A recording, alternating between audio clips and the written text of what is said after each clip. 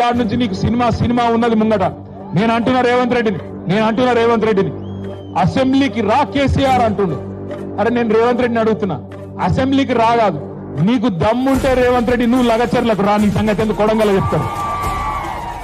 నువ్వు దమ్ముంటే నువ్వు రా లగచర్లకు, సెక్యూరిటీ లేకుండా రారాబోయే నేను కూడా చూస్తా. నువ్వు వస్తావా రావో నాకు తెలియదు, కానీ నేను మాత్రం పక్కా కొడంగల్కి వస్తా, తొందరలోనే వస్తా. నీకు దమ్ముంటే ఆపకు. మళ్ళా ఇట్లనే పోలీసులను అడ్డం పెట్టుకొని 4 అడుదిక్కుల పోలీసులు, ఇడిదిక్కుల పోలీసులు సంవత్సరంలో ఏం చేసిండ్రు అయ్యా అంటే, నేను లగచర్ల గిరిజనుల కోసం మహబాద్ పోయి మీటింగ్ పెడతా అంటే ఆడ పర్మిషన్ ఇయ్యాడు, మళ్ళా కోర్టుకోవాలి. రైతుల కోసం ధర్నా చేసుకుంటాం నల్లగొండల అంటే దానికి పర్మిషన్ ఇయ్యాడు, మళ్ళా కోర్టుకోవాలి.